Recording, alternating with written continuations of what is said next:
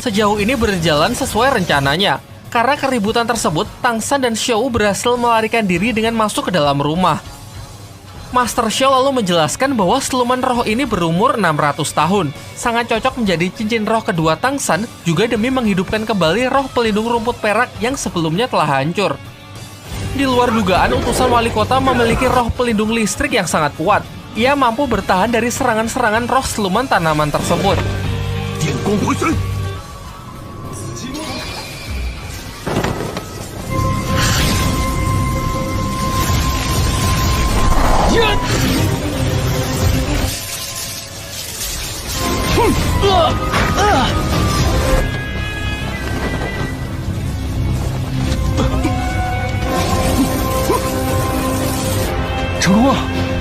Singkat cerita, berkat bantuan dari Xiao Wu dan amukan dari siluman roh, Tang San pun berhasil mengalahkan utusan wali kota tersebut.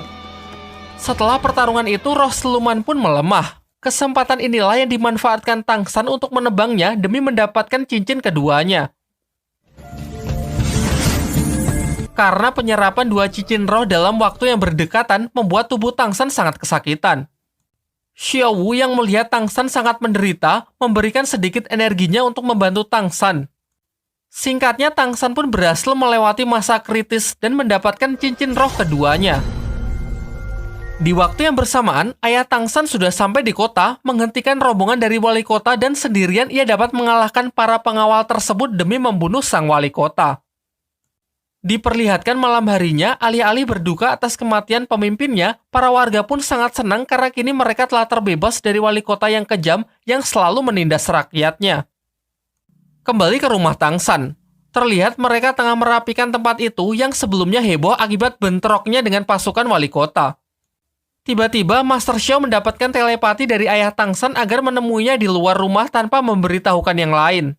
Ayah Tang San memberikan sebuah obat kepada Master Xiao yang dapat membantu Tang San dalam proses penyembuhan roh pelindungnya. Sekaligus, ia juga ingin berpamitan karena mulai sekarang ia akan mempercayakan putranya kepada Master Xiao dan meminta agar identitasnya tetap dirahasiakan dari Tang San. Namun ternyata Tang San tidak sepolos itu. Ia pun menyusul Master Xiao dan mengatakan mustahil ia tidak dapat merasakan hawa keberadaan dari ayahnya. Ia kemudian berjanji akan berlatih lebih giat untuk membuktikan bahwa ia bisa menjadi Master Roh yang terkuat. Baru setelah itu ia akan menagih janji ayahnya untuk menceritakan sejarah lengkap mengenai keluarganya.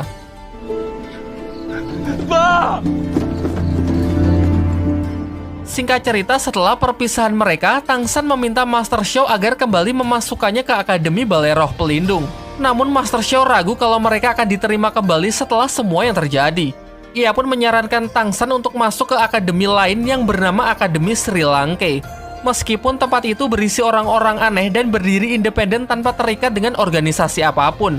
Menurutnya itu akan menjadi tempat yang cocok untuk Tang San. Lalu karena bimbingan Master Xiao selama ini yang baginya sangat berguna, Tang San pun memberikan penghormatannya yang sekaligus menjadi simbol ikatan guru dan murid di antara mereka. Di tengah heningnya malam, Xiao Wu menghampiri Tang San yang terlihat merenung di depan api unggun. Singkatnya, mereka pun sepakat mengikat persaudaraan adik dan kakak dan berkomitmen akan menjaga satu sama lain mengingat kini mereka merasa sudah tidak punya siapa-siapa lagi. Besoknya, Master Xiao mengantar mereka ke tempat pendaftaran Akademi Sri Lanka. Ia menyuruh Tang San dan Xiao Wu masuk sedangkan ia sendiri akan menunggunya di luar. Di sini, Tang San yang tak memiliki cukup uang untuk biaya pendaftaran ataupun uang gedung tetap diterima di akademi karena sikap jujurnya.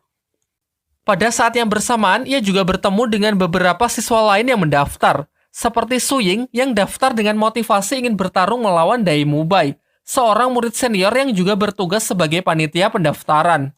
Juga ada pendaftar lain, seorang wanita misterius yang bernama Hulena. Singkat cerita, siswa senior lain yang bernama Ousiki berbaik hati mengantar mereka menuju asrama akademi yang sudah disediakan. Malam harinya, secara mengejutkan, seorang pria misterius datang membuat onar menyerang asrama para calon siswa baru akademi. Ia mengaku memiliki dendam pribadi dengan Akademi Sri Lanka dan berniat menghancurkan akademi tersebut beserta seluruh siswa-siswanya. Pria ini pun tidak main-main. Dengan kejamnya, ia membunuh Ousiki, siswa senior yang tadi siang mengantar Tang San ke asrama.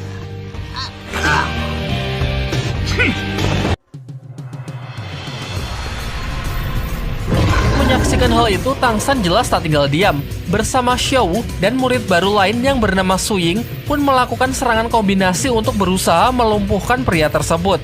Sayangnya pria ini sangatlah kuat.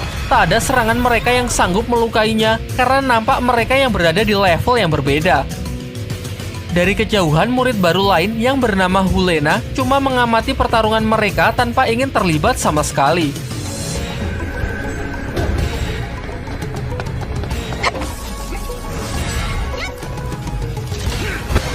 Keadaan pun kian memburuk karena pihak Tang San yang sudah mengerahkan seluruh tenaganya tak sedikit pun mampu memberikan serangan yang berarti.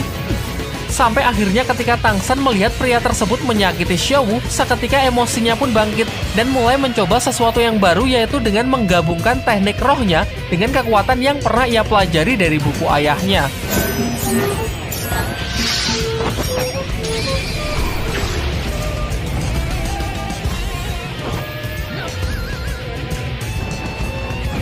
Karena semakin terdesak, ia juga memutuskan untuk menggunakan kekuatan yang selama ini ia sembunyikan, yaitu roh pelindung di tangan kiri, palu hitam Guotian. Sontak serangan kejutnya itu pun mengenai wajah pria itu dan mampu memberikan serangan yang cukup berarti. Pria tersebut pun juga tak menahan diri lagi dengan menunjukkan kekuatannya yang sebenarnya memiliki 7 cincin roh.